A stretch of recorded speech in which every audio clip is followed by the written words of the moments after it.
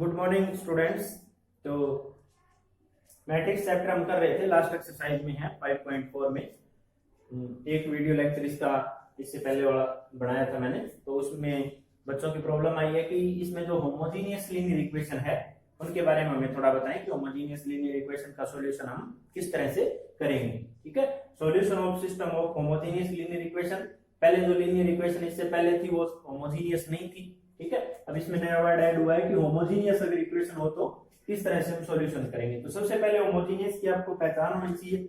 ठीक है, कि होमोजीनियस कौन सी इक्वेशनों को कहेंगे हम, और सिस्टम हमारा जो रहेगा वो या तो 2/2 का रहेगा या 3/3 का रहेगा। ठीक है, तो होमोजीनियस वो इक्वेशन रहेंगी जिनमें इक्वल टू 0 लगा हुआ है। जैसे सपोज करो x + y - z = 0, 2x + y + 5z = 0। ठीक है, 3x - y + 2z = 0। ठीक है, इस टाइप की जो इक्वेशन है हमको कह रहे हैं हम होमोजीनियस लीनियर इक्वेशन है हमारी ये। ठीक है, इनका सॉल्यूशन करना है हमें मैट्रिक्स की हेल्प से। ठीक है, तो बाकी समों की तरह इसको भी वैसे ही करना है कि the given system of equation can be expressed in matrix form as ax = b। ठीक है, तीन मैट्रिक्स बनाएंगे हम, एक a मैट्रिक्स होगी, एक x मैट्रिक्स होगी और एक b मैट्रिक्स रहेगी। वेयर a जो मैट्रिक्स है वो 1 1 -1 2 1 5 3 -1 2 इस तरह से रहेगी, और b जो मैट्रिक्स है वो इसमें क्या है 0 0 0 है, और x जो मैट्रिक्स है वो वेरिएबल की रहेगी x y z। ठीक है, तो इस तरह से हम सिस्टम ऑफ इक्वेशन को लिख लेंगे। ठीक है, फिर हम ये देखते हैं कि a का डिटरमिनेंट क्या है। डिपेंड करता है हमारा क्वेश्चन डिटरमिनेंट ऑफ a पे। ठीक है, तो हमें a का डिटरमिनेंट फाइंड आउट करना होता है इसके बाद। ठीक है, अगर a का डिटरमिनेंट 0 आता है या नॉन जीरो आता है उसके अकॉर्डिंग हम नेक्स्ट स्टेप लेते हैं। तो इसमें सपोज करो पहला केस हम लेके चल रहे हैं कि if determinant of a is not equal to 0। ठीक है, if determinant of a is not equal to 0, या तो डिटरमिनेंट 0 आएगा या नॉन जीरो आएगा। जैसे ये a है, इस पे प्लस माइनस प्लस जिस तरह डिटरमिनेंट निकालते हैं उस तरह से निकाल के देख लेना, या तो 0 आएगा या नॉन जीरो आएगा। अगर नॉट इक्वल टू 0 आए तो दिस इंप्लाइज हमारा सॉल्यूशन क्या होता है, x = a इनवर्स * b हमारा सॉल्यूशन होता है। ठीक है, तो वही इसमें ही रहेगा कि इसमें भी हमारा ये सॉल्यूशन होगा x = a इनवर्स * b। ठीक है, तो इसमें अगर हम बात करें x = a इनवर्स * b, अब b जो है b क्या है, b तो 0 मैट्रिक्स है। ठीक है, b हमारी क्या है 0 मैट्रिक्स है ये वाला। ठीक है, तो इसमें x की वैल्यू क्या आएगी 0। x क्या थी मैट्रिक्स, और ये 0 क्या है, ये भी एक मैट्रिक्स है। जिस ऑर्डर की x मैट्रिक्स है उसी ऑर्डर की ये 0 मैट्रिक्स है। ठीक है, तो x क्या है हमारा x y z, और ये 0 मैट्रिक्स में 0 0 0। ठीक है, तो दिस इंप्लाइज सॉल्यूशन क्या रहा हमारा कि x = y = 0। ठीक है, तीनों की वैल्यू क्या रहेगी इसमें 0 रहेगी। ठीक है, तो तीनों ही 0 रहेगी इसमें। तो इस सॉल्यूशन को क्या कहा जाता है, इस सॉल्यूशन को हम कहते हैं कि ये हमारा कौन सा सॉल्यूशन आया, इसको नया नाम दिया गया है, इसको कहते हैं कि ट्रिवियल सॉल्यूशन आया ये हमारा। ठीक है, जिसमें तीनों ही 0 हो उसको क्या कहते हैं ट्रिवियल सॉल्यूशन। ठीक है, तो आपने ध्यान देना है कि ट्रिवियल सॉल्यूशन कब होगा, अगर डिटरमिनेंट नॉन जीरो आए। ठीक है, डिटरमिनेंट नॉन जीरो आए तो इनवर्स एग्जिस्ट करेगा, इनवर्स एग्जिस्ट करेगा तो इनवर्स को 0 से मल्टीप्लाई करेंगे, यानी हम ये ओनली डिटरमिनेंट देख के ही बता देंगे। ठीक है, इनवर्स निकालने की जरूरत नहीं है, डिटरमिनेंट देख के ही बता देंगे कि इसका ट्रिवियल सॉल्यूशन होगा और इसका नॉन ट्रिवियल। जो सेकंड सॉल्यूशन हमारा है वो है non trivial solution. If determinant of a is equal to 0। ठीक है, इसका मतलब एग्जिस्ट इनवर्स तो एग्जिस्ट नहीं करेगा। ठीक है, इनवर्स इसका एग्जिस्ट नहीं करेगा, तो इस सॉल्यूशन को क्या कहेंगे, दिस इंप्लाइज इसको कहेंगे हम non trivial solution. x y z का जो क्या है नॉन ट्रिवियल सॉल्यूशन है। ठीक है, नॉन ट्रिवियल सॉल्यूशन का जो केस है वो उसी तरह रहेगा जैसे मैनी सॉल्यूशन का हम उसमें करते हैं। हमारी टेबल में जिनका डिटरमिनेंट 0 आया था उसमें मैनी सॉल्यूशन का एक पार्ट था disjoint of a dot b, check out करते हैं वो 0 आ रहा है या नॉन जीरो आ रहा है, तो उन समूह में भी एक हमारा पार्ट था जिसको हम यहाँ पे क्या कहेंगे होमोजेनियस वाले क्वेश्चन में नॉन ट्रिवियल सॉल्यूशन। तो इसमें क्या करना है, इसमें आपने पुट कर लेना है लेट z = के, ठीक है। आप x को भी k मान सकते हो, y को भी मान सकते हो और z को भी k मान सकते हैं। ये z is equal to k यहाँ पुट कर देना, ठीक है। जैसे x प्लस वाई क्या आ जाएगा, अगर इसकी बात करें इसी तरह का अगर कोई सिस्टम हो तो x प्लस वाई क्या आएगा, k आएगा, ठीक है। इसमें 2x plus y is equal to क्या आ जाएगा, -5k आ जाएगा, ठीक है। तो यहां से अब k क्या है, k तो कोई कांस्टेंट है। अब x y की वेरिएबल से वेरिएबल से हम वैल्यू निकाल लेंगे, जैसे इनको सबट्रैक्ट कर दिया या ऐड कर दिया तो x की वैल्यू किस में आई, k में, y x की वैल्यू इसमें पुट करेंगे तो y की वैल्यू भी क्या आएगी, k में। तो तीनों की वैल्यू इसमें किस में आएगी, k में आंसर रहेगा हमारा। तो वो कई बार x को k में पुट कर लेता है, कई बार y को, कई बार z को, ठीक है। तो इस ये नहीं है कि हमारा क्वेश्चन रॉन्ग हो गया, कई बार वेरिएबल ये जो k लेते हैं इसकी जगह 2k भी ले सकते हैं, ठीक है। तो इनका इन टर्म्स ऑफ k या कोई कांस्टेंट लैम्डा के टर्म में हमारा आंसर रहेगा, ठीक है। तो ये था हमारा कि system of homogeneous linear equation को हम कैसे सॉल्व आउट करेंगे, ठीक है। जनरली हमारा जो क्वेश्चन 6 नंबर में आता है वो होमोजेनियस से, वेरी रेयर चांस है कि होमोजेनियस से आए, बाकी ट्राई जरूर करके देखें। शायद एक क्वेश्चन है हमारा क्वेश्चन नंबर 7 जिसमें होमोजेनियस लीनियर इक्वेशन हमें सोल्व करनी, तो ये दो केस रहेंगे होमोजेनियस के।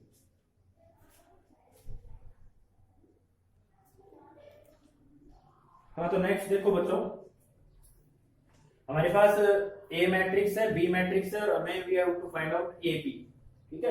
ए बी इसमें सबसे पहले निकालना है हमें और use it to solve the system of equation. Question थोड़ा सा अलग टाइप का है, इस तरह के क्वेश्चन भी आप करें कि ए बी फाइंड आउट करना है और इसको यूज करें, या कोई मैट्रिक्स ए हमें दी हुई है उसका इनवर्स निकालो। पहले सपोज करो ए मैट्रिक्स दी हुई है, इसका इनवर्स निकालो और उस इनवर्स का सिस्टम ऑफ इक्वेशन में यूज करें, ठीक है। तो ये नहीं है कि ए भी निकाल लिया आपने और फिर इस सिस्टम ऑफ इक्वेशन को लिख रहे हैं, फिर इसको भी हम स्टेप वाइज सॉल्व कर रहे हैं। इसमें क्लियरली लिखा हुआ होता है कि इसका यूज करो इस इक्वेशन को सॉल्व करने में। किसका यूज करना है, अब ए बी का यूज करना है हमें, ठीक है। ऐसे नहीं कि इसको हमने अलग से सोल्व कर दिया, ए बी अलग से सोल्व कर दिया, ठीक है। तो थोड़ा सा ध्यान दें इस टाइप के क्वेश्चन में, 2-3 क्वेश्चन है एक्सरसाइज में ऐसे भी, ठीक है। तो समझ के करना थोड़ा सा। एक क्वेश्चन ऐसा है जिसमें ए दिया हुआ है और ये कहता है कि ए का इनवर्स, ए इनवर्स का यूज करो, तो हम ए का इनवर्स निकाल लेते हैं और यहाँ से जो कोफिशिएंट ऑफ मैट्रिक्स या ए बनाते हैं तो वो उसमें सेम बन जाता है, ठीक है। तो सेम बनेगा तो इनवर्स भी सेम रहेगा। और एक क्वेश्चन ऐसा है जिसमें जो कोफिशिएंट की जो मैट्रिक्स बनाते हैं ना, यहाँ से ए लिखते हैं हम 1 -1 0 उस टाइप से, वो इसका ट्रांसपोज आती है, ठीक है। तो वहां उस रिलेशन का यूज करना कि ए का जो इनवर्स है उसके ट्रांसपोज का इनवर्स इनवर्स के ट्रांसपोज के इक्वल होता है, ठीक है। उस सम में ए इनवर्स का ट्रांसपोज ए ट्रांसपोज का इनवर्स, ठीक है। इस तरह से यूज करना उसको कि as it is A inverse का यूज नहीं होगा, उसका ट्रांसपोज करके उस इक्वेशन में हम पुट कर देंगे, ठीक है। दोबारा से नहीं निकालेंगे किसी भी क्वेश्चन में, ठीक है। तो फिलहाल ये क्वेश्चन देखो अपने कि हमें पहले तो ए बी फाइंड आउट करना है, ठीक है, फिर उस ए बी का यूज करना है इस इक्वेशन में। तो पहले हम ए बी निकाल लेते हैं, ए बी, ठीक है। तो ए को बी से मल्टीप्लाई करेंगे, ये तो मैट्रिक्स मल्टीप्लीकेशन है, 0 1 2, यहां बी 2 2 -4 -4 2 -4 2 -1 5, ठीक है। अब हम मल्टीप्लाई करेंगे first row to first column, ठीक है। तो देखिए एलिमेंट क्या आएगा हमारा, इक्वल टू ये लिख रहे हैं, first row to first column करें तो यहाँ से आएगा 2, यहाँ से आएगा +4, ये 0, तो 2 + 4 यहाँ आएगा 6, ठीक है। First row to second column अगर करें, यहाँ से आएगा 2, यहाँ से आएगा -2 और ये आएगा 0, तो 2 - 2 is 0। Similarly first row to अगर थर्ड कॉलम करेंगे ये बनेगा -4 + 4, ये भी क्या बनेगा 0, ठीक है। अब second row to first column करेंगे तो ये 4 और ये -12 और ये +8, तो ये भी क्या आएगा 0, ठीक है। सिमिलरली इसकी इससे मल्टीप्लाई करेंगे तो ये आएगा 4, ये आएगा 6 और ये आएगा -1, तो ये भी -4 सॉरी, ये भी क्या बनेगा 6 रहेगा। First row to third column करेंगे तो ये -8, ये -12 और ये +20, ठीक है। ये क्या आएगा 12 - 12 या 0, ठीक है। सिमिलरली ये -4 + 4, ये 0 आएगा, इसकी इससे मल्टीप्लाई करेंगे ये 0, ये +2 और ये -2, ये भी 0 रहेगा। इसकी लास्ट से करेंगे तो ये 0 रहेगा, ये -4 और ये +10, तो प्लस का 6 यहाँ बचेगा। ठीक है, तो ए बी की जो प्रोडक्ट है वो 6 इंटू किस तरह की है, ए बी की प्रोडक्ट को हम क्या कह सकते हैं, 6 इंटू आई। अगर 6 कॉमन ले उसमें से तो आइडेंटिटी मैट्रिक्स बचती है ऑर्डर 3 की, I3 जिसको लिखते हैं हम, तो 6I3। ठीक है, ये ए बी की वैल्यू आई है, this implies A B is equal to किसके है, 6I के इक्वल है। ठीक है, तो पहला क्वेश्चन तो हमारा यहां तक था कि हमें ए बी निकालना था। दूसरा ये कहता है कि इस सिस्टम ऑफ इक्वेशन को सोल्व करो। तो एक बार इसको इरेज करता हूं मैं, और इस सिस्टम ऑफ इक्वेशन में देखो ए बी का यूज कैसे रहेगा। ठीक है, हम इधर साइड में लिख लेते हैं कि हमारा जो ए बी आया है वो किसके इक्वल आया है। ए बी जो आया है वो 6I के इक्वल आया है हमारा। ठीक है, ये हमने निकाल लिया ए बी की प्रोडक्ट करके। अब हम बाकी समों की तरह भी इसको लिखेंगे कि the given system of equation can be expressed in matrix form, जरूर लिखना ये as ax is equal to b। ठीक है, इस सिस्टम ऑफ इक्वेशन को भी हम ax is equal to b की फॉर्म में लिखेंगे। ठीक है, अब हम देखो डिटरमाइन करेंगे, यहां लिखेंगे कि a हमारा क्या है, x क्या है और b क्या है। ठीक है, तो a जो है वो क्या होता है, कोफिशिएंट की मैट्रिक्स 2 3 4, और इसमें x का कोफिशिएंट है नहीं तो 0x लिखेंगे, 0 y का 1 और इसका 2, सॉरी इसका था 1 - 1, ये लिखना था पहले, यहां से है सिस्टम, तो 1 - 1 0, ये था 1 - 1 0, और नेक्स्ट था हमारा 2 3 4 और नेक्स्ट 1 0 1 2, ये हमारी ए मैट्रिक्स है। ठीक है, अब देखो यहाँ कहीं ये मैच कर रही हो, ए मैट्रिक्स इस ए में ही मैच कर रही है, यहाँ 1 - 1 0 2 3 4 0 1 2। ठीक है, तो ये ए और ये ए सेम है यहाँ। ठीक है, और A B is equal to 6I हमने निकाला हुआ है। तो सिस्टम ऑफ इक्वेशन को सोल्व कर रहे हैं, बट ए बी के यूज से सोल्व करेंगे, ऐसे नहीं करेंगे। ठीक है, तो देखो अब सम हमारा डिपेंड करता है डिटरमिनेंट ऑफ ए पे। ठीक है, ए का डिटरमिनेंट देखो क्या आएगा, इसका डिटरमिनेंट निकालेंगे हम, तो क्या आएगा 1 × में 6 - 4।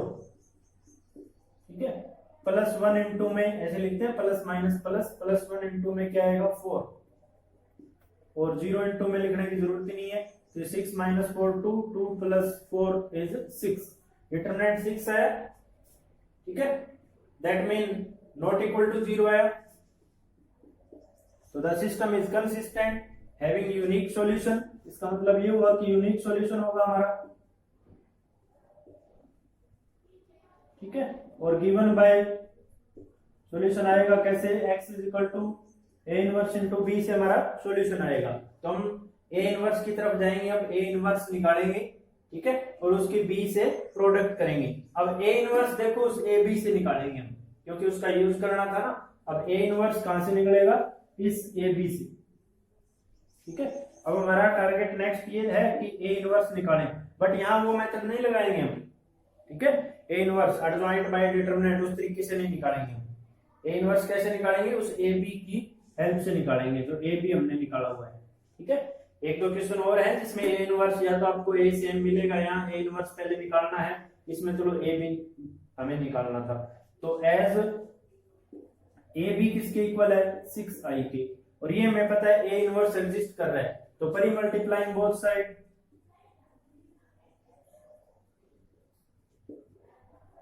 परी multiplying both side by A inverse. ठीक है, परी मल्टीप्लाई मतलब इस साइड अगर मल्टीप्लाई कर रहे हैं तो उसको परी कहते हैं, इस साइड अगर मल्टीप्लाई कर रहे हैं तो उसको पोस्ट मल्टीप्लाई कहते हैं। ठीक है, तो premultiplying both side by A inverse, तो ए इनवर्स से मल्टीप्लाई करेंगे हम, A inverse into A B 6 A inverse into I. तो this implies A inverse into A क्या होता है, आइडेंटिटी होती है, और इंटू बी तो आई बी, और A inverse into identity A inverse ही होता है, और आइडेंटिटी इंटू बी क्या होता है, आइडेंटिटी मैट्रिक्स को किसी भी मैट्रिक्स से मल्टीप्लाई करो, जिससे कर रहे हैं वही आंसर आएगा, बी से कर रहे हैं तो बी आंसर आएगा, ए से कर रहे हैं तो ए आंसर आएगा। तो इधर क्या बचा बी, और इधर क्या बचा 6 ए इनवर्स।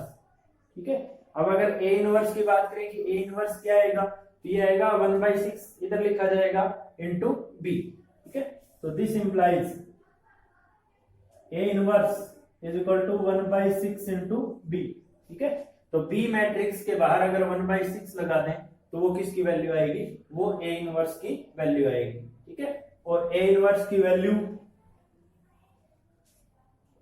हम इधर इसमें रख देंगे x is equal to A inverse into B में। ठीक है, यहां आप नेम चेंज भी कर सकते हैं क्योंकि बी मैट्रिक्स यहां लिखा हुआ था। ठीक है, जो सिस्टम ऑफ इक्वेशन है उसमें ax is equal to B लिख लिया। ठीक है, तो यहां थोड़ा सा आप चेंज कर दें, चाहे यहां b1 लगा दें। ठीक है, या कोई और नाम रख सकते हैं, आप सी रख सकते हैं, डी रख सकते हैं। ठीक है, तो यहां b1 लिख देते हैं, बट ये जो है ये b था हमारा। ठीक है, ए बी जो स्टार्टिंग में हमने फाइंड आउट किया वो हमारा b था। ठीक है, तो x is equal to A inverse into b1। ठीक है, और a इनवर्स क्या है 1/6b, तो यहाँ वैल्यू रख देंगे हम, a inverse is equal to 1/6 into b। ठीक है, तो b जो है वो a का 1/6 of b is inverse of a। अब a इनवर्स की as it is value put करेंगे और x y z की वैल्यू निकालेंगे। देखो कैसे,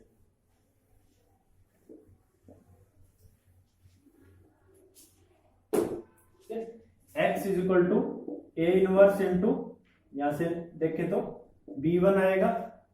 ठीक है, और a इनवर्स किसके इक्वल है, a इनवर्स है हमारा 1/6 ऑफ b इंटू b1।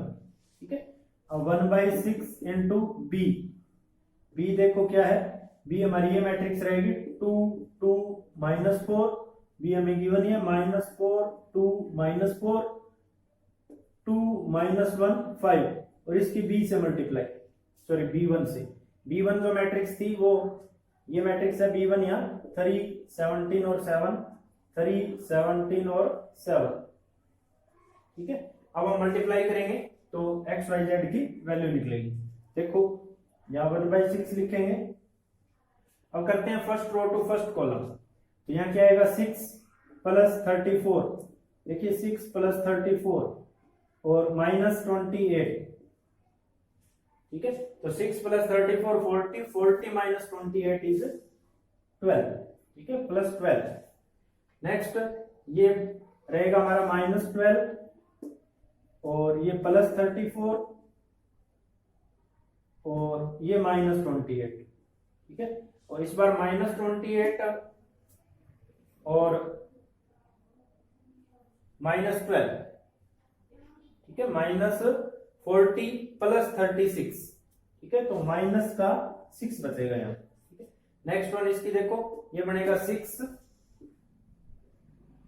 -17 और +35।